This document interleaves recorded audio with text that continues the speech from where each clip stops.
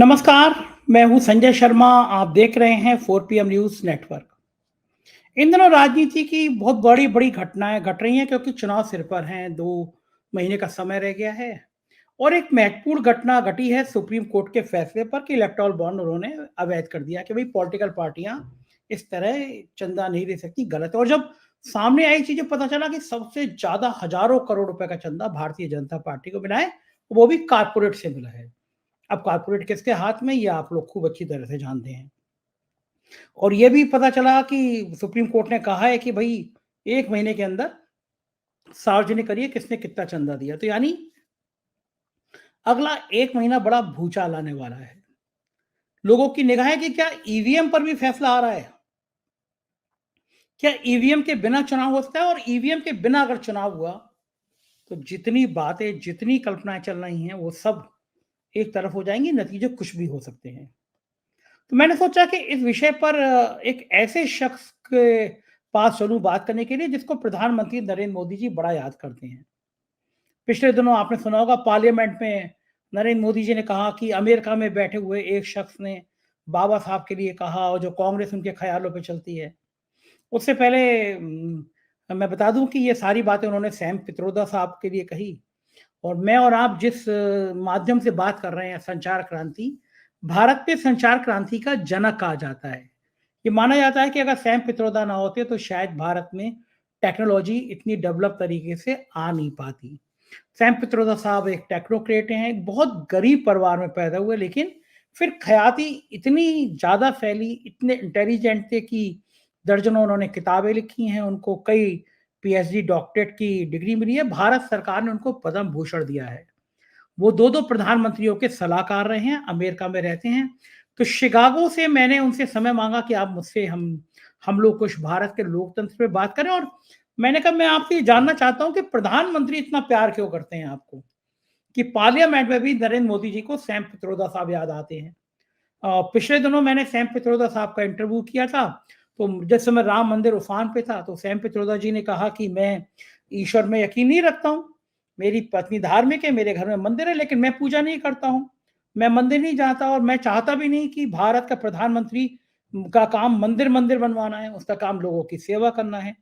तो मेरा जब ये इंटरव्यू वायरल हुआ तो पूरे देश में बवाल हुआ, मतलब भारतीय जनता पार्टी ने बवाल किया। और मेरे इंटरव्यू के बाद सैम पित्रोदा साहब पे बहुत जमकर हमला बोला गया कि सैम पित्रोदा साहब मंदिर को लेकर ऐसे कह रहे हैं। और पिछले दिनों पार्लियामेंट में नरेंद्र मोदी जी ने सैम पित्रोदा साहब पर इतने हमले किए। तो मैंने कहा सैम पित्रोदा साहब से कि कुछ बातचीत करें, दर्शकों को जानना चाहिए कि प्रधानमंत्री आपको इतना प्यार क्यों करते हैं। तो सैम पित्रोदा साहब ने मुझे समय दिया, मैं आपको सुनवाता हूँ। बहुत शानदार इंटरव्यू है, एक दुनिया के एक जाने-माने एक ऐसे योग्य आदमी का इंटरव्यू है, 82 साल की उम्र में जो आदमी 16 घंटे रोज़ काम करता है, उसके उसके चाहने वाले पूरे दुनिया में हैं। उनकी जानकारियाँ, उनके शोध को पूरी दुनिया में पढ़ा जाता है। अमेरिका में बहुत सम्मान है। राहुल गांधी के लिए वो आइडियल हैं और राहुल गांधी और राजीव गांधी दोनों के बहुत करीब रहे हैं। राजीव गांधी जी के वो मित्र थे और एक बेहतरीन इंसान हैं वो। वो यकीन करते हैं कि भारत एक ऐसी दिशा में आ गया है जहाँ आपको गांधी और गोडसे में एक को चुनना है। आपको गांधी की लाइन पसंद है या गोडसे की लाइन पसंद है, ये देश को अब तय करना है। तो मैं ज़्यादा बातें नहीं करूँगा, बस 2 रिक्वेस्ट करूँगा, चैनल को जॉइन करिएगा, सब्सक्राइब करिएगा और मुझे बताइएगा कि ये इंटरव्यू कैसा लगा। चलते हैं सीधा सैम पित्रोदा साहब के पास। सैम सर, स्वागत है आपका 4 PM न्यूज़ नेटवर्क में और मेरा सौभाग्य है कि आज आपने मेरे लिए कुछ समय निकाला। हमारे प्रधानमंत्री नरेंद्र मोदी जी आपको बहुत याद करते हैं। वो गाहे-बेगाहे आपकी चर्चा ज़रूर करते हैं। पिछले दिनों भी उन्होंने कहा कि अमेरिका में बैठे हुए एक शख्स और तरह-तरह की बातें। पहले भी भारतीय जनता पार्टी आपको अलग-अलग मुद्दों पर याद करती रहती है।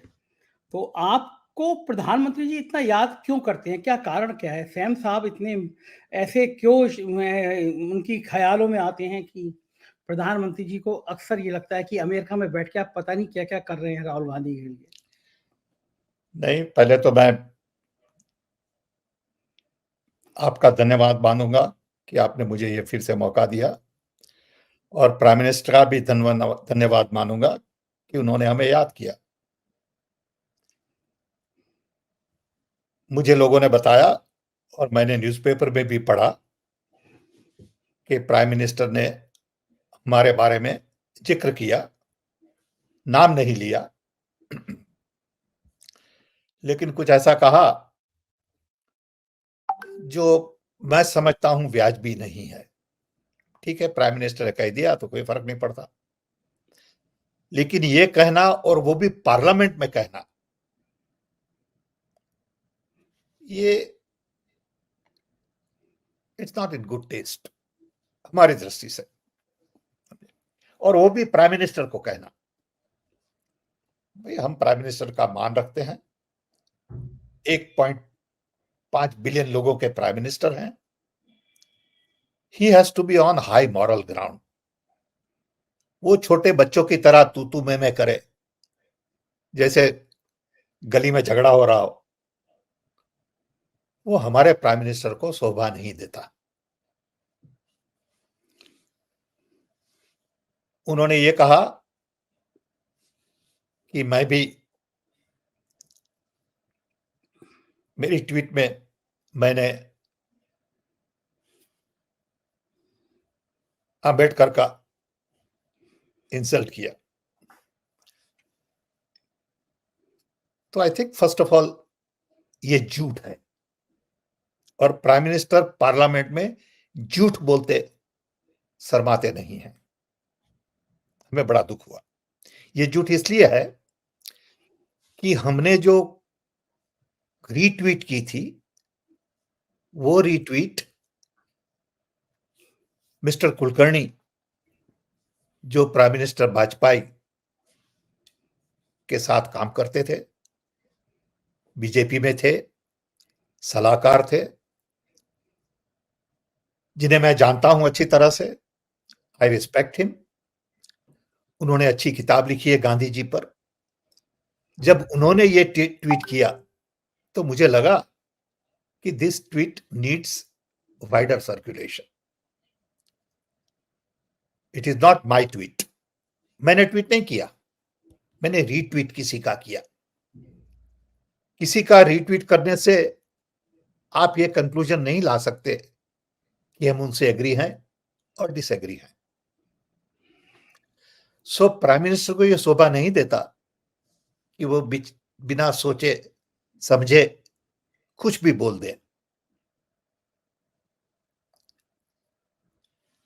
तो हमें बड़ा अचरज हुआ, बुरा नहीं लगा, अचरज हुआ। हमने कोई जवाब नहीं दिया, क्योंकि doesn't deserve answer according to me. आपने पूछा तो मैंने कह दिया, बाकी हमें कोई दुख नहीं हुआ, हमें कोई बुरा नहीं लगा। लेकिन प्राइम मिनिस्टर ने जो बोला, वो हमारे प्राइम मिनिस्टर से हमने सुना, उसके बारे में सुना रादर, और वो भी उन्होंने पार्लियामेंट में कहा। ये प्राइम मिनिस्टर की पोजीशन के लिए वाजिबी नहीं है। नरेंद्र मोदी के लिए वाजिबी हो सकता है, वो हमें कोई कंप्लेन नहीं है। अच्छा, मुझे बताइए सैम साहब, कारण क्या है? नरेंद्र मोदी जी की निगाह में आप पहले भी भारतीय जनता पार्टी ने, मुझसे ही आपने इंटरव्यू किया था जिस समय हम लोग मंदिर की बात कर रहे थे, तो मेरे से ही आप इंटरव्यू में कहते हो। मेरा इंटरव्यू जब अगले दिन आया, उसके बाद बीजेपी ने आप पे अटैक शुरू कर दिया। आपने कहा कि भाई मैं मंदिर में नहीं जाता, लेकिन मेरी पत्नी जाती है, मैं पत्नी का सम्मान करता हूँ, आप पूजा नहीं करते। ये हर एक व्यक्ति का सिद्धांत है, उसकी चॉइस है कि वो पूजा करे या नहीं करे, ये एक व्यक्तिगत अधिकार है। लेकिन अगले दिन भारतीय जनता पार्टी ने आप पे मेरे इंटरव्यू के बाद हमला शुरू कर दिया। अब प्राइम मिनिस्टर पार्लियामेंट में फिर सैम पित्रोदा की याद कर रहे हैं। तो कारण क्या है? आपने ऐसी कौन-सी भारतीय जनता पार्टी की दुखती नस दबा दी है कि आप अमेरिका में बैठे हुए हैं, पढ़े-लिखे इंसान हैं, किताबें लिखते हैं, दुनिया में आपके लेख छपते हैं, आप आधुनिक क्रांति, संचार क्रांति के भारत में जनक माने जाते हैं, टेक्नोक्रेट हैं। कोई नेता होता जो सड़क पे निकल रहा होता राहुल गांधी की तरह, तो सही भी था। लेकिन एक टेक्नोक्रेट जो अमेरिका में बैठा हुआ है, जिसको पूरी दुनिया के इंटेलेक्चुअल उसको पढ़ रहे हैं, उसकी रिसर्च को पढ़ रहे हैं, बच्चे पढ़-पढ़ के सीख रहे हैं, उससे प्रधानमंत्री को परेशानी क्या है? क्या लगा आपको कि आप ऐसा कौन-सा दर्द दे रहे हैं, या प्रधानमंत्री को लगता है कि राहुल गांधी जब विदेश में जाते हैं, जब अमेरिका में यूनिवर्सिटी में लोग उनके दीवाने होते हैं, जब इंग्लैंड में जाते हैं तो वो इंटेलेक्चुअल क्लास राहुल गांधी को बुलाती है। तो क्या प्राइम मिनिस्टर को लगता है ये जो दुनिया भर में राहुल गांधी की जो वैल्यू बढ़ रही है, जो कंसेप्ट बढ़ रहा है, जो उनके आइडिया बढ़ रहे हैं, उसके पीछे सैम पित्रोदा है, तो जड़ पे चोट करना चाहिए, ये लगता है प्राइम मिनिस्टर को? वो तो आपको प्राइम मिनिस्टर को पूछना है। सर मैं एक मिनट माफी चाहूंगा आपसे। आपने कहा प्राइम मिनिस्टर को पूछना है। देश के वो आजादी के बाद से पहले प्रधानमंत्री हैं जिन्होंने 9.5 साल में कोई प्रेस कॉन्फ्रेंस नहीं करी है। तो वो उन पत्रकारों को इंटरव्यू देते हैं जो या तो तिहाड़ जेल में रिश्वत मांगने के आरोप में होके आए होते हैं, या जो उनसे पूछते हैं कि आपको आम काट के खाना पसंद है, आम को चूस के खाना पसंद है, पर्स रखते हैं नहीं रखते हैं, इतनी ताकत कहां से लाते हैं। प्रेस कॉन्फ्रेंस हमारे प्राइम मिनिस्टर नहीं करते। गलती से प्राइम मिनिस्टर ने एक प्रेस कॉन्फ्रेंस अमेरिका में कर ली थी, उसका खामियाजा भुगते वहां भी डेमोक्रेसी की बात होने लगी। तो हम लोग तो पूछ नहीं सकते, लेकिन हम आपसे, चूंकि आप इतने अनुभवी हैं, तो हम आपसे पूछ सकते हैं, क्या दर्द दिया है आपने? ये तो आप जानते होंगे प्राइम मिनिस्टर को।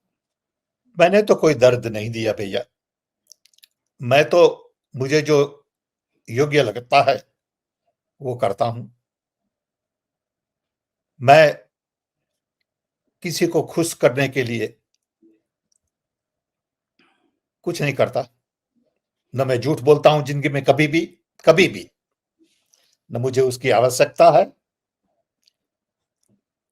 With great pride I can say I never had to lie in my life about anything.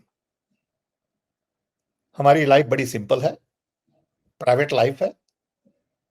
I been married to same girl for almost 58 years. I have wonderful children, wonderful friends. I'm never after money. I'm comfortable with little bit of money I have. I have no ambition, never had. But I believe in certain values and principles which are more Gandhian than anything else, and I fight for it. Yeah. I fight for it in America. I fight for that in India. I fight for that all over the world because I fight for ideas. Okay. सो पता नहीं क्या उनको ऐसा लगा और उनकी party को ऐसा लगा। जब लास्ट टाइम मैं 2019 इलेक्शन में आया था, तब भी हमारे पर सब टूट पड़े थे झूठी बातों पर। मैंने कुछ कहा था न्यूयॉर्क टाइम्स के आर्टिकल के बारे में, तो ठीक है, if they feel it is appropriate वो करेंगे। मैं उनको क्या सलाह दूं? मैं कौन हो रहा हूं उनको सलाह दूं और वो मानेंगे मेरी सलाह? लेकिन मैं ये कह सकता हूं कि ये लोग झूठ बहुत बोलते हैं और लोग मान भी जाते हैं। सब लोग झूठ बोलते हैं और इतने आराम से हंसता मुंह रख के झूठ बोलते हैं, पता नहीं उनको रात को नींद कैसे आती है। पता नहीं why they don't feel guilty. Sam साहब, एक वसीम बरेलवी बहुत बढ़िया शायर हुए हैं हिंदुस्तान में। उनका एक शेर है, वो झूठ बोल रहा था इतने एतबार से, मैं भला यकीन ना करता तो और क्या करता।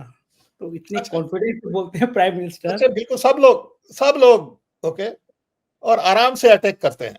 मैंने कुछ कहा था तो कोई लड़की, एक कोई मिनिस्टर है, I don't remember her name, उसने भी कुछ बोल दिया कि Sam Pitroda doesn't understand about Indian culture because he lives in America. अरे भाई, before you speak, watch what you are saying, watch why are you saying it, for whom are you saying it. Okay, कुछ भी मन में आए बोल देते हो। Okay, you are a decent human being. You're not a dog who keeps barking. So control yourself, भाई। सोचिए क्या कह रहे हैं आप, क्यों कह रहे हैं। लेकिन ऐसा माहौल बन गया देश में कि लोग उनका मान लेते हैं और लोगों को सच क्या और झूठ क्या ढूंढना नहीं है। ये देखिए, 2024 election is going to be very important election in the history of India. Sam साहब, मुझे तो ये इलेक्शन झूठ पे चलेगा, ये झूठ पे इलेक्शन चलेगा तो देश की बर्बादी हो जाएगी। बिल्कुल ठीक कह रहे हैं। मुझे एक बात समझ में आती है सैफ साहब, मुझे आप जैसे योग और विद्वान आदमी को जाति के खाँचे में नहीं खड़ा करना चाहिए। लेकिन आप एक बहुत गरीब परिवार से, मतलब एक ऐसा संपन्न परिवार नहीं था जिससे आप आते होते। आप विश्वकर्मा जाति के परिवार में पैदा हुए, जो पिछड़ी जाति भारत में मानी जाती है, और जिससे पिछड़े और दलित हैं वो बाबा साहब भीमराव अंबेडकर को एक तरह का भगवान का दर्जा देते हैं, क्योंकि उन्होंने उनकी ज़िंदगी बदली है, इस देश में बदली है, इसमें कोई दो राय नहीं है। प्राइम मिनिस्टर ने, बीजेपी ने विश्वकर्मा बिरादरी को आकर्षित करने के लिए एक योजना शुरू करी। राहुल गांधी एक जगह पहुंचे जहाँ पे वो बड़े काम कर रहे थे, और उसी बीच में सैम पित्रोदा का इंटरव्यू आता है कि मुझे अपनी जाति पे अभिमान है, मैं इस श्योर, जाति में पैदा हुआ, इस गरीब में पैदा हुआ। तो श्योर। आप एक झटके में जो उनका नैरेटिव बनता है, तो वो आप पूरे देश को दिखा देते हो कि गांधी परिवार ने एक विश्वकर्मा जाति में गरीब परिवार में पैदा हुए व्यक्ति का इतना मान समझा कि उस व्यक्ति को देश का सर्वोच्च पुरस्कार मिला। वो व्यक्ति अपनी योग्यता के दम पर 2-2 प्रधानमंत्रियों के संग उसने काम किया। उन्हें दर्जनों डॉक्टरेट मिली। एक उस जाति का सम्मान यहाँ तक पूरी दुनिया में सैम पित्रोदा ने पहुँचा दिया, जिससे विश्वकर्मा जाति भी सम्मानित महसूस करेगी। तो जो उनका एक नैरेटिव बनता है कि हम विश्वकर्मा जाति को सम्मानित कर रहे हैं, तब तक सैम पित्रोदा उस मिथक को तोड़ देते हैं। तो ये लगता है कि उनको कि आप एक आइडियल टैंक हैं, एक आइडियल ताकत है गांधी परिवार की, जिस पे चोट करना बहुत ज़रूरी है मोदी जी को। पता नहीं ये लोग ऐसे क्यों देखते हैं। देखिए, हमारी प्रगति में देश का भी योगदान है, बहुत बड़ा है। हम हर वक्त कहते हैं कि हमें मास्टर्स डिग्री इन फिजिक्स में $10 ट्यूशन में मिली, वो कौन देश आपको देगा? सो हमारी मुसाफरी में देश का योगदान भी उतना ही बड़ा है, इसीलिए हमें देश की चिंता है। हमारे बच्चे बोलते हैं कि डैड, आप 82 ईयर्स के हुए, क्यों ये सब में टाइम बिगाड़ते हैं? आराम करिए, मजा करिए। ये इंडिया के बारे में क्यों इतना खून गर्म करते हैं आप? तो मैं उन्हें कहता हूं कि आप नहीं समझोगे कि मुझे इंडिया ने क्या दिया है। मैं उसका ऋण कभी नहीं भर सकता, तो जो भी छोटा कुछ कर सकता हूं वो करूंगा। सो बीजेपी और प्राइम मिनिस्टर को जो भी कहना हो, that is their privilege, I respect that, but झूठ मत बोलिए प्लीज। सच ढूंढ आप निकालिए और आप हमें उन पूछिए ना। अगर आपको कुछ लगता है तो हमें पूछिए कि आपने ये क्यों कहा। आपने कहा ये आम्बेडकर के बारे में, do you believe in it? हमें पूछिए। हमें तो पूछते नहीं। आप बिल्कुल झूठ बना के लगा देते हैं बाण इधर और उधर, और समझते हैं कि लोग खुश हो जाएंगे आपसे, और लोग खुश भी होते हैं, इसीलिए ये लोग करते हैं। अगर लोग समझे और खुश ना हो तो बंद हो जाएगा। तो इस वक्त ठीक का election is more about truth also, कि सच क्या है, झूठ क्या है। जब प्राइम मिनिस्टर कहते हैं कि ये मोदी की गारंटी है, लोगों को पूछना है कि आपने गारंटी जॉब के लिए भी दी थी, क्या हुआ? ब्लैक मार्केट के पैसे भी वापस लाने के लिए दी थी, क्या हुआ उसका?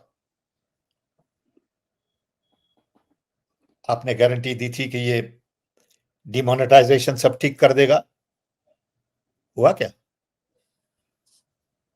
सो अगेन,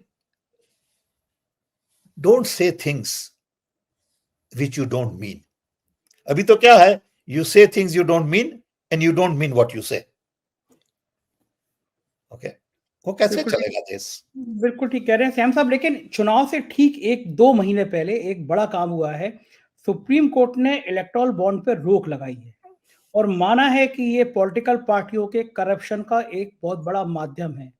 और हैरान हो गए हमने देखा जब कारपोरेट हजारों हजारों करोड़ रुपया पॉलिटिकल पार्टी को दान देते हैं। सैम साहब, कारपोरेट का क्या मतलब है? कारपोरेट क्यों पॉलिटिकल पार्टी को दान देता है? कारपोरेट क्यों अपने हित साधना चाहता है उस दान को देकर? ये फर्स्ट ऑफ ऑल जो सुप्रीम कोर्ट ने डिसीजन दिया उस पर बहुत ध्यान देना है। सुप्रीम कोर्ट ने हिम्मत से ये डिसीजन पब्लिक के इंटरेस्ट में लिया है। ऐसा माहौल देश में बन रहा था कि लोगों को सुप्रीम कोर्ट पे विश्वास कम होता जा रहा था। ये डिसीजन लेके सुप्रीम कोर्ट ने बताया है कि they are interested in public good, they are independent, they will be strong if necessary to put this country back on track. They will uphold constitution and they will make sure that things are done right. So I'm very happy that Supreme Court has taken this position. But this is part of the puzzle. अभी EVM का भी decision बाकी है, वो सालों से चलता आ रहा है। हम मानते हैं कि ईवीएम का डिसीजन इससे इंपॉर्टेंट है। अगर ईवीएम का डिसीजन पूरा नहीं लिया गया before election, then this decision has no meaning. These three things go hand in hand. एक बॉन्ड, दूसरा EVM, VVPAT, receipt, paper ballot, all of that, to make sure that the vote I'm casting is the vote you are counting. And third is this whole electoral database, to make sure that no one is misusing it to their advantage. That is fair election. So Supreme Court has shown that they are willing to put things back on track. But it is possible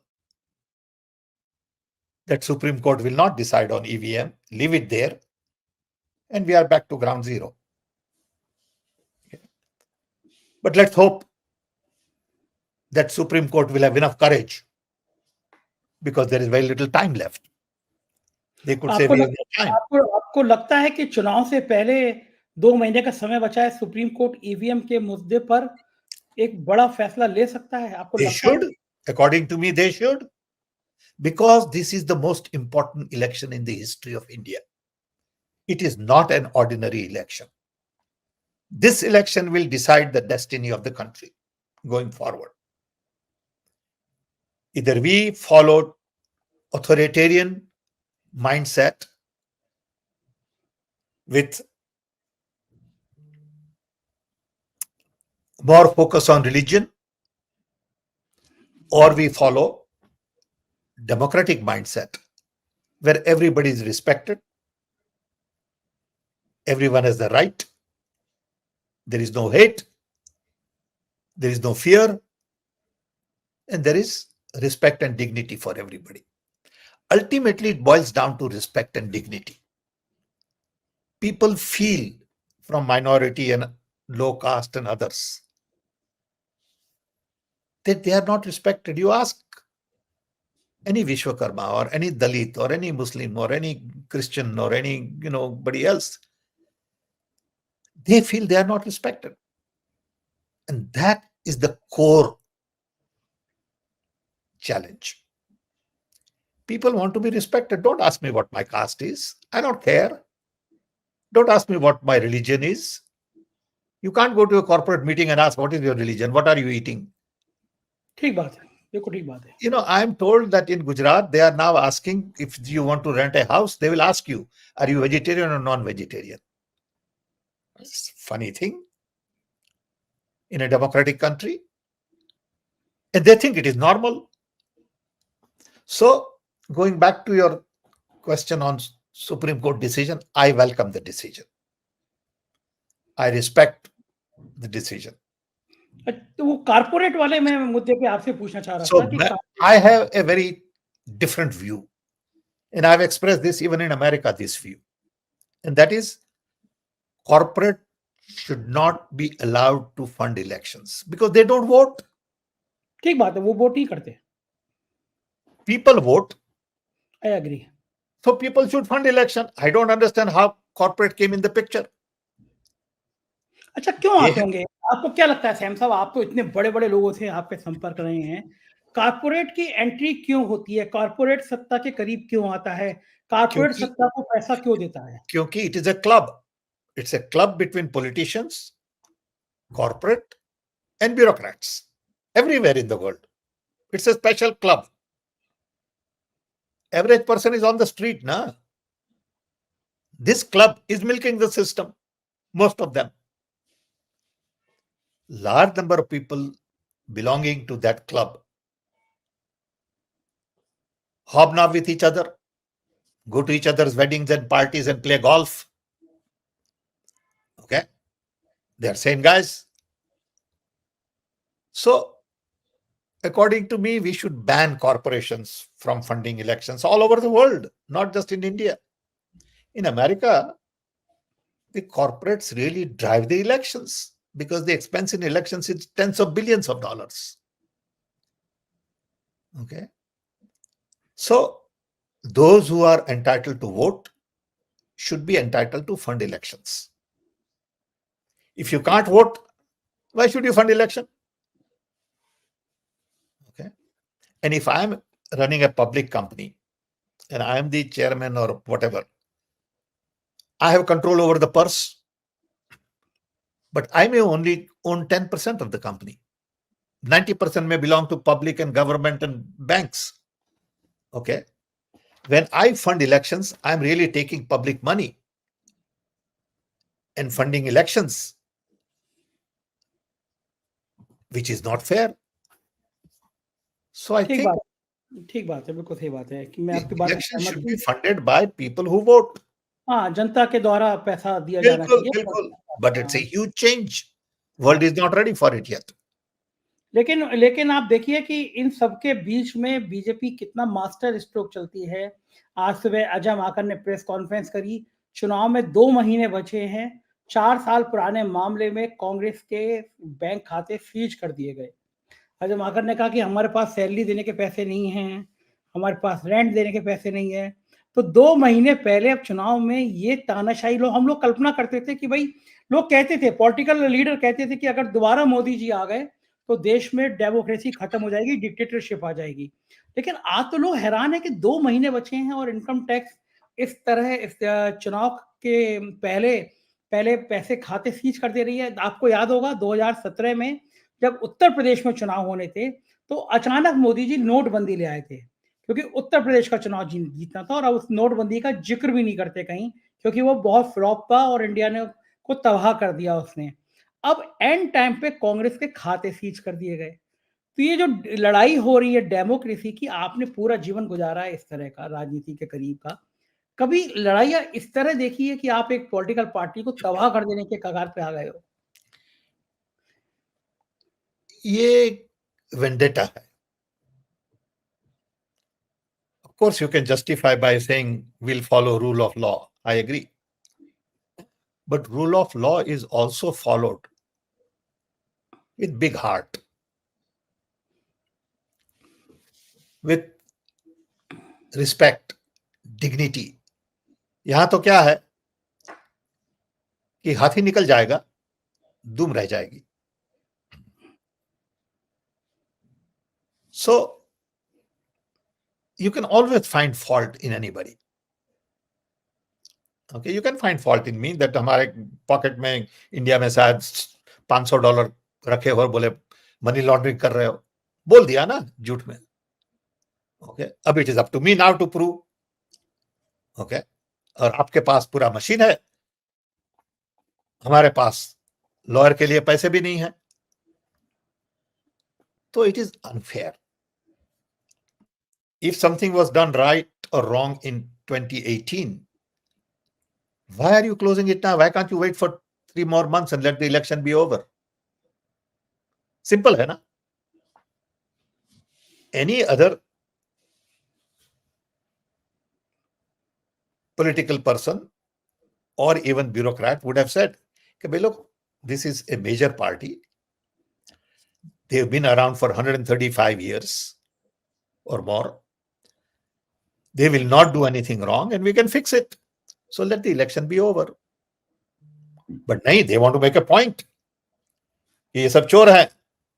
They want to make a point that Congress party hiding income tax. So now there will be 5 ministers saying that Congress party didn't pay their income tax.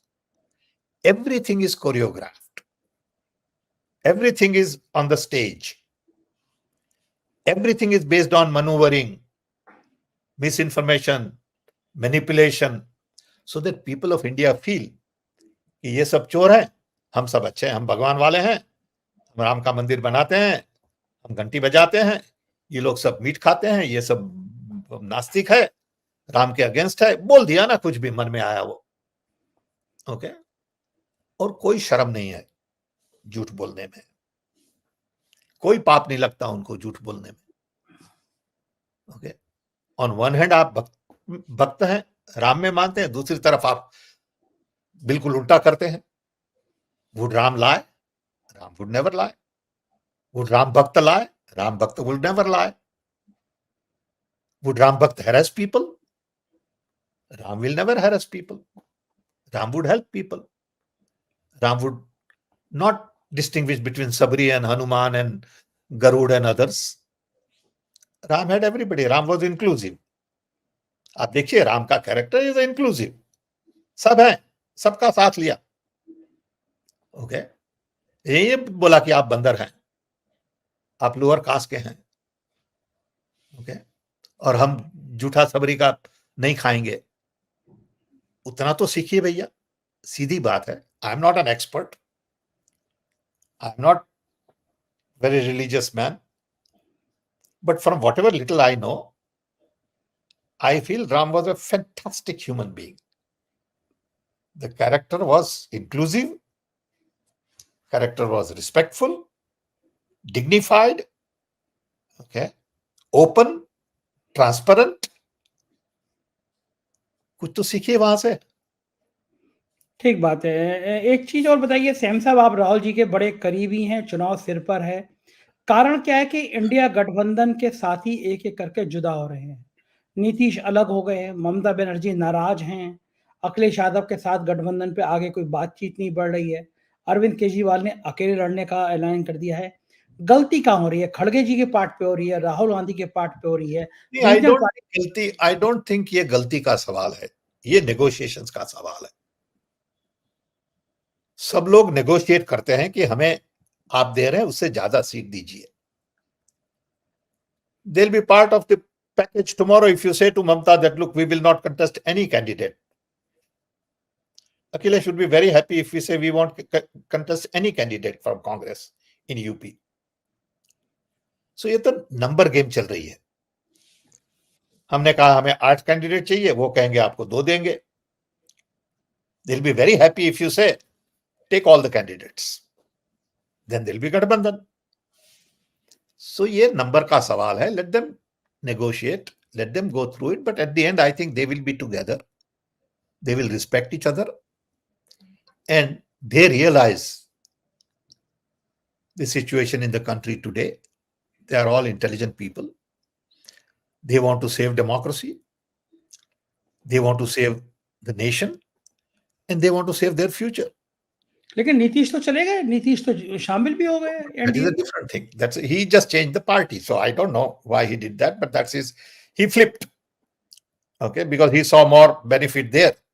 Okay, I don't understand this kind of behavior. I do not understand how you could flip on your principles. You know, on one hand you talk about democracy, decentralization, human rights, you know, all that.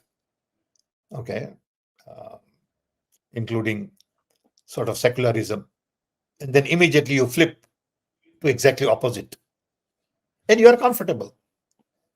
Okay, वो कोई guilt है ही नहीं. लेकिन आपकी party में जो CM रहा, कांग्रेस में जो सीएम रहा मिस्टर चौहान, वो भी छोड़ के चले जा रहे हैं. कांग्रेस के बड़े से बड़े नेता पार्टी को छोड़. हो सकता है क्योंकि उन लोगों को वैल्यू सिस्टम बदलने में कोई फर्क नहीं पड़ता. समझे? They are looking for something else. They are not looking for values. They are looking for position and power. They are not thinking about what is good for the people, what is good for the planet, what is good for values. Would Gandhiji ever become RSS member? Just think about it. Okay. This is the situation today. Okay. Are you with Gandhi or you are not with Gandhi? खत्म. एक ही सवाल है हमारे दिमाग में, दूसरा कोई सवाल ही नहीं है. No matter what you get. लोग पूछेंगे कौन से गांधी की बात कर रहे हैं, राहुल गांधी या महात्मा गांधी? महात्मा गांधी. Okay. चलिए, ठीक बात है. एक विचारधारा गांधी की है और देश में एक विचारधारा गोडसे की है, और वो निर्णायक क्षण आ गया भारत में जब आपको तय करना है. डिसीजन लेना है वो. गोडसे के अगर आपको वो अच्छा लगता है तो लगता है, ठीक है, अब क्या करें. बिल्कुल ठीक बात है. एक आखिरी सवाल सैम साहब, क्या लग रहा है 2024 में एनडीए आएगा या इंडिया आएगा, इंडिया गठबंधन आएगा? वो तो people of India will have to decide. लोगों को सोचना है कि कैसा भारत आपको बनाना है. अगर आपको भारत ऐसा बनाना है जिसमें religion is the only important thing and your leader would be dictatorial, your democracy would be undermined, fear will continue, hate will continue, jobs will not be created, economy will suffer, debt will increase. You have a choice. ठीक बात है, बिल्कुल ठीक बात है, और उम्मीद करता हूँ भारत एक खुशहाल देश बनेगा. और बहुत बहुत शुभकामनाएं और धन्यवाद आपका सैम साहब, आपने हमें इतनी कीमती समय दिया. Thank you. Thank you. मैं आपको ये भी बता दूं कि हमारी ये किताब बाहर आ रही है, The Idea of Democracy, published by Penguin. It's coming out in middle of March. जब किताब बाहर आएगी तो आपसे बात करेंगे फिर. शुक्रिया, थैंक यू सैम साहब. तो ये थे सैम पित्रोदा साहब, और मुझे बहुत अच्छा लगा जब उन्होंने ये कहा कि भारत के लोग, भारत महान है, भारत ने उनको यहाँ तक पहुँचाया है कि आज पूरी दुनिया में उनका नाम है. और उन्होंने कहा कि अब ये जो चुनाव है ये भारत के लिए बड़ा महत्वपूर्ण है. मैं भी मानता हूँ कि देश के लोकतंत्र के लिए चुनाव बहुत महत्वपूर्ण है. मुझे आपकी राय का इंतजार रहेगा. ये इंटरव्यू कैसा लगा बताइएगा. बहुत बहुत शुक्रिया. Thank you.